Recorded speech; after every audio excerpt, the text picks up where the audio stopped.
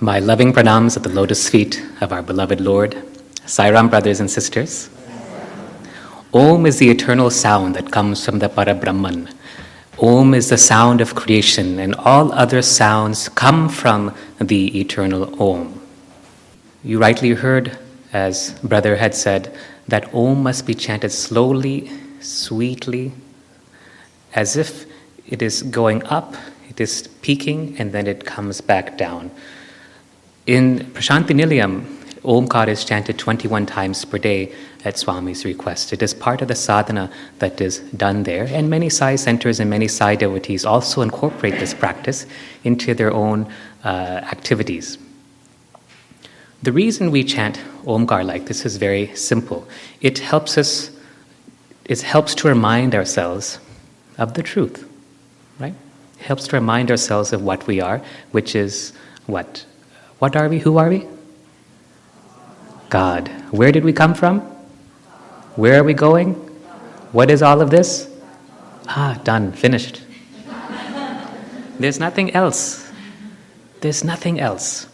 It reminds us of all of these things, as do all of the spiritual practices that we do. That's why we chant. There are some secondary benefits as well, which Swami has also enumerated upon. One of those, he said, in this particular occasion, he had one of the students get up and talk about the benefits of chanting Omkar 21 times, as Swami had recently explained to the boys. And so this boy stood up, and this is the gist of what he says. When we chant Omkar 21 times, the very first 5 times are for there's a series of 5. There's 20, and it's broken up into 4 categories. We chant first for the 5 vayus, the 5 vital airs in the body. Actually, there are 10. There are dasha vayus. There are the 5 major and the 5 minor. And we're chanting to strengthen and energize and nourish the 5 major vayus or vital breaths within the body. They are called prana, apana, the inward and outward going breaths. Without prana and apana, there's no breath. Without no breath, you go upstairs. There is udana, which is the vital air that has to do with expelling the things that are no longer needed from the body, sweat and the excretory organs. There is samana, which is the fire that stokes the digestive fire. It's the vyana, it is the vayu that stokes the digestive fire. So whatever you take in as food is burnt and the energy or the nourishment consumed. And then there is vyana, which takes that energy, that nourishment, and then distributes it throughout your entire body, where in Ayurveda it becomes ohas or ojas. That is the nourishing aspect of the food. So these are the pancha vayus. The other 5 minor vayus are not important, they're not relevant for this discussion, so we'll leave them aside. Then we have the senses. The senses are actually 10. In Western tradition, we typically count these as being the 5 senses which we're all familiar with, such as sight, hearing, the sense of smell, the sense of taste, and so forth. We nourish each of these senses by chanting Om for each one. And we'll start from the grosser senses and go to the more subtler sense. The sense of smell is associated with the element or the bhuta of earth, Prithvi. I'm going to get a little bit technical here because I know there's some people who will really be interested in this and some people who will be like, what is he talking about? So I'll try to meet both groups here. The sense of smell is associated with the element earth. Then we go to the sense of taste, which is associated with the element of water or jal. Then we nourish the sense of sight, which is associated with Agni, fire, which gives form. Then we nourish the sense of hearing, which is associated with the element Vayu or wind. Wind is what makes noise, and Vayu is feeling, So after nourishing sight, we nourish the sense of touch. So that becomes Vayu, which is what we feel. We feel the wind, right? We feel the wind on our skin and so forth. Lastly, we nourish the sense of hearing, which is associated with akasha, or ether. Akasha is akasha means from which all comes. Prakasha means from which everything comes. The Omkar comes from that. Omkar gives rise to everything else. So once we nourish the 5 outer senses, the 5 what we call jnanendriyas, the senses that give us nourishment, or the senses that give us information or intelligence or wisdom, then we nourish the karmendriyas, the 5 senses of action, the 5 organs of action. And they are the sense of, or rather the instrument of the tongue, which is used for speaking and eating. They are the arms with which we do our work. They are the legs, which take us around from place to place and support us in our work. They are the organs of reproduction and the organs of excretion. All of these must be nourished in turn by Om. Once we have finished with the 5 vayus and the 5 senses of wisdom, then the 5 senses of action, we go to the 5 koshas, the sheaths that surround all of us. When we are born, most of us will identify with our physical body. As a baby, nothing works. We try to speak, but all comes out as babble. We try to move, but our arms and hands aren't doing anything. We're still associated with the annamaya kosha, the sheath associated with food, with the physical body. As we grow up, we start to think. We start to develop a sense of self, and we are able to develop our intelligence. That is the manomaya kosha, the sheath of the mind. Then as we grow further still, we realize that there's probably a little bit more. Most people tend to stay at these 2 levels of the body. But for those who go further, then they can continue. Then they get to the pranamaya kosha, the kosha of prana, P-R-A-N-A, prana. This is the organ of the vital life force, the sheath rather, of the vital life force, which is so important for life. Again, most people tend to stop here. Then, after that, even more subtle than this, is the vijnanamaya kosha, the kosha of wisdom. This is where people who are on the spiritual path start, and many of them get stuck. They say, wisdom, that is all there is. I am wisdom. I know so much. La la la la la. And they get stuck there. And then there are a few who go further still to the most subtlest sheath, and that is the Anandamaya kosha, the kosha of bliss, the sheath of bliss.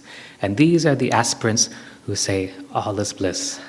I am bliss. Everything is bliss. Everything is Satchitananda. Everything is Ananda all the time. And they get stuck there too. You have to go beyond all of these koshas. You have to go beyond name and form. You have to go beyond beginning and end to that which is eternal, which is the 21st Om, which is for the Atma, the soul. The Jivatma, which is the individual soul, is no different from the Paramatma, which is the oversoul. They're both one and the same. So by chanting the Omkar 21 times, you're nourishing each of these different parts of yourself. Let's put it this way. When you take a shower, you don't just put your hand in the shower and then leave the rest of your body outside, right? You go and you wash and you clean the whole part of you. And so also, through the chanting of Omkara 21 times in this way, we are nourishing each of these different aspects of our physical incarnation. That's the purpose. Now, after this boy spoke like this, Swami then added something different. He said, there is one other reason. When you chant Omkar 21 times, it creates above your head the divine instrument, the divine weapon called the Sudarshan Chakra. And it stays above your head and it protects you for the remainder of the day. So this is an additional benefit from chanting Omkar 21 times. I do this practice every day, and so I'll show you how it's done. It's very simple and it hardly takes about 5 or 10 minutes maximum. Om, as you heard, has 3 parts, but there are actually 4 syllables. There's 3 syllables, 3 syllables and 4 parts. It is broken up into 3 syllables, akara, ukara, and makara. Again, I'm staying a little technical here because I know that there are members in the audience who wish to know the more finer aspects or the finer details. Akara, Swami says, the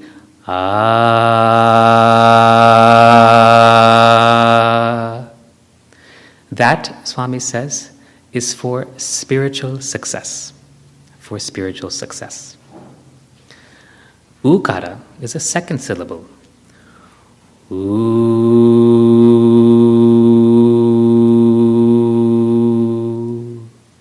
That is for worldly success. And makara, M-A-K-A-R-A, is the third syllable. This is for merging with God.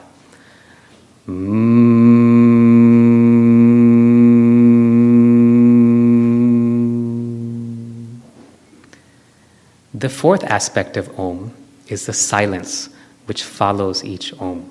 So when we chant Om.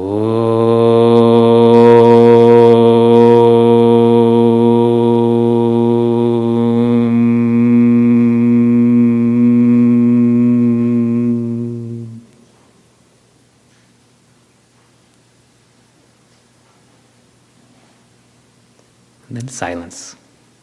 That silence is God. You don't have to say, it's not necessary to say, You don't have to do it like that. You can combine the ah and the oo together, but don't make it o. Don't make it a straight o. Make it a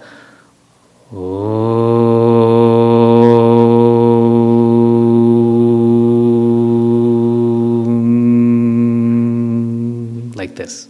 Okay? So slightly different. The a and the m, the akara and the makara, should be equal in duration, Swami says. The ukara can be short.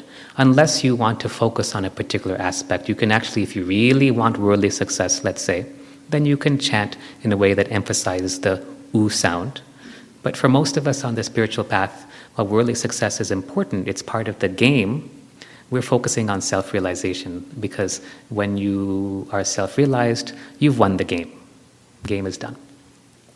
So we typically focus on this way. Let's chant together, each syllable separately, and then if you can play the harmonium for us, we'll just chant the akara sound, and then we'll stop.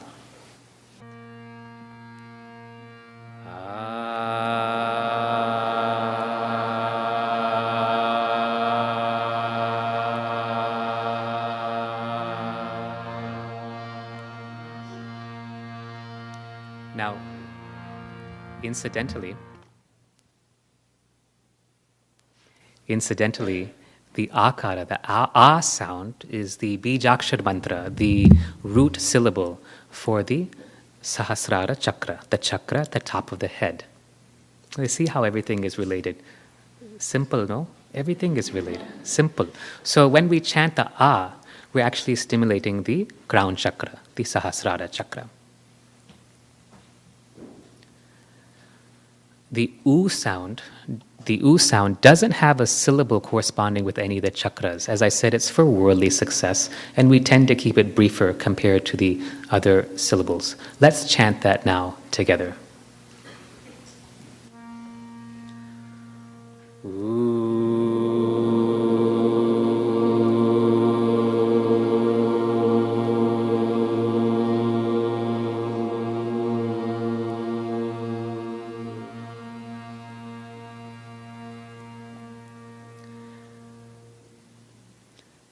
And then the third syllable is the makara, the M sound. Now, when we chant this part, there's a certain way to chant it. There's a certain type of meditation, some of you may have heard about it. It is called Brahmari meditation. Brahmari is like the sound that a bumblebee makes, bzzz, like that. That's Brahmari meditation. And when you do this Brahmari meditation properly, what happens is that you set up a vibration, a physical vibration in your sinuses and your upper face, and that stimulates some of the smaller chakras that are there that can help in our spiritual development.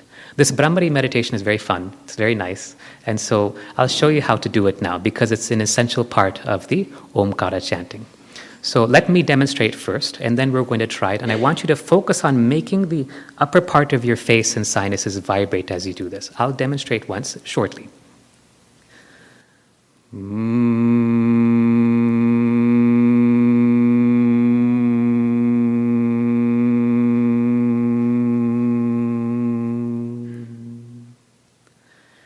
Now what I did when I start is I find the position of my jaw.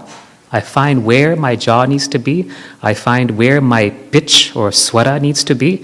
I find where I can maximize my voice, my modulation, the modulation of my tone of the voice, so that it maximizes this resonance, this vibration here in the face. This is Brahmari meditation. It's the last part of the Omkara. It's often missed by many devotees. So let's do this again now. Let's do this together. We'll do this a few times because it'll take a little bit of practice. But it's very fun. Let's start.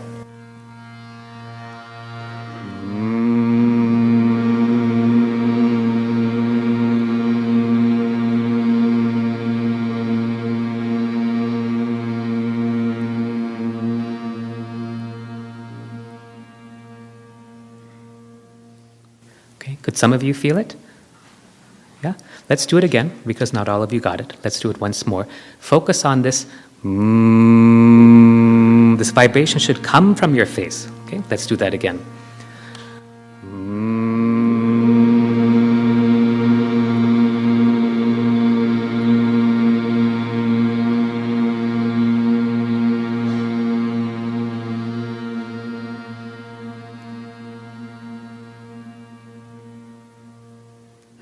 So that is Brahmari meditation. It's very fun. It's actually a very pleasant sensation. And it helps to clear up a lot of the debris that we pick up, especially from the facial and head area. It's a very good meditation to do. We do it maybe for a minute or so once in a while whenever we feel we've picked up things in this area. Now, when you chant Omkar, there's actually a flow for the sound as it goes through your body. It starts at the navel, the level of the navel, from the back, your belly button, from your back of your spine. And as you chant Om, the Ah sound, you chant Oh, bringing that energy up to the top of your head. And as it comes to the top of your head, you change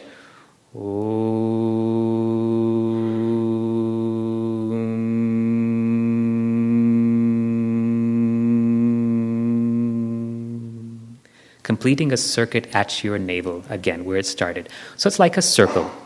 So we start with O at the back of the spine, at the level of the navel. We go O, then we go to U at the top, and then we come down, M. The A and the U should be the same duration. So let's try this now.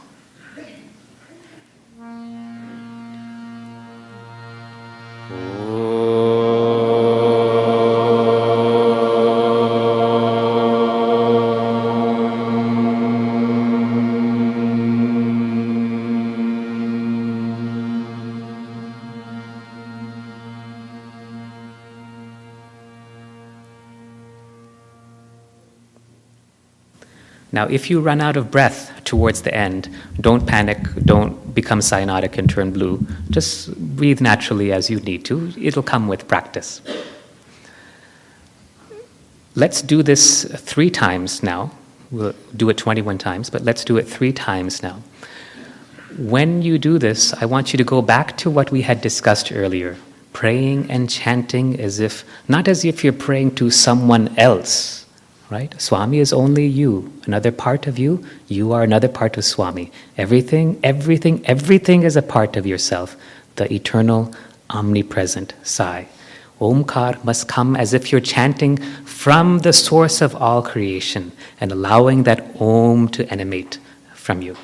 This is what we'll do now. Let's do this 3 times together.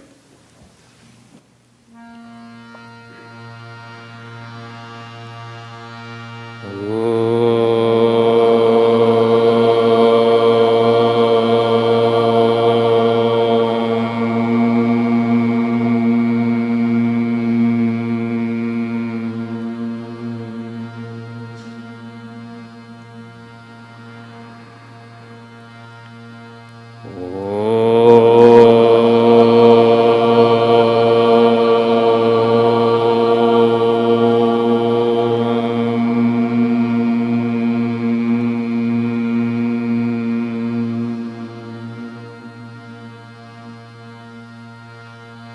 Stop, stop, stop, stop, stop. No, not getting it. The silence must also come from you. The silence must also emanate from you. Okay? It's important. You're not just chanting. The silence comes from the Parabrahman. The silence comes from God. That silence must come from you. Okay? Now, got it? Let's do it again. 3 times.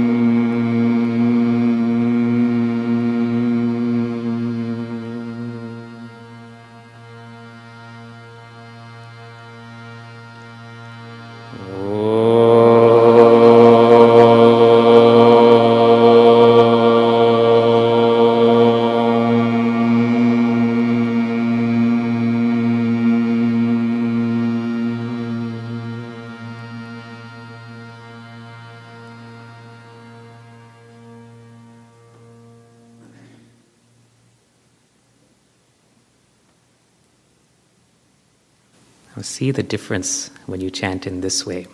Now we're going to add another step. Okay? There are layers upon layers upon layers of practice for everything that we do. In this next step, we're going to take the O, the akara, that is creation. Then we will take the ukara, the U sound, that is preservation. Then we will take the M sound, the makara, that is dissolution, where everything goes back into the self. And then we will be silent, which is the God self. Okay. That's the next layer of practice. Let's do that now 3 times. So akara, we are creating. Ukara, we are preserving, sustaining. Makara, we are destroying, we are dissolving everything back into ourself. And then there is nothing but the silence of the self. Let's do that 3 times, please.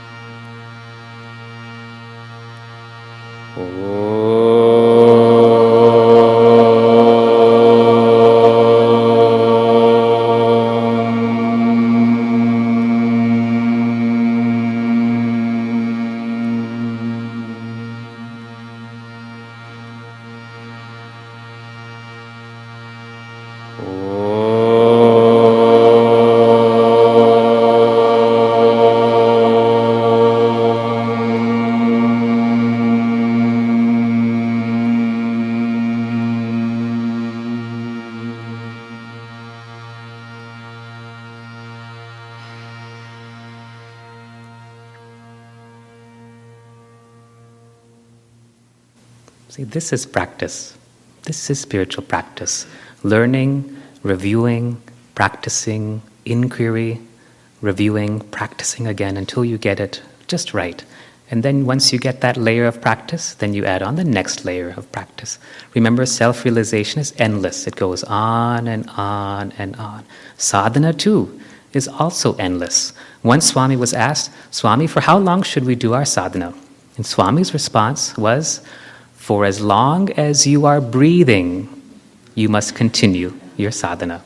Why? Because the moment you stop, Maya will come, and like a wolf clutches its prey in its jaws, it will catch you, and it will show no mercy.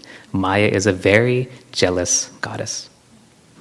Now let's do Omkar 21 times. Don't worry if you can't remember which vayu, which sense, which whatever. Just set your intention to Swami inside that all of these parts of my physical incarnation be nourished through the chanting of Omkar. What I want you to focus on is these 3 parts: creation, sustenance, and dissolution, and silence. And allow each Om to come from the God self, that highest part of yourself, the Swami self, that you are. If you prefer, you can even feel that Swami is inside of you, chanting the Om for you. Okay, shall we do that? Everyone ready? We will do this 21 times, and then we will end, and then silently we can all leave the hall. The higher sound pitch for the Omkara. Shall we? Okay. 21 times.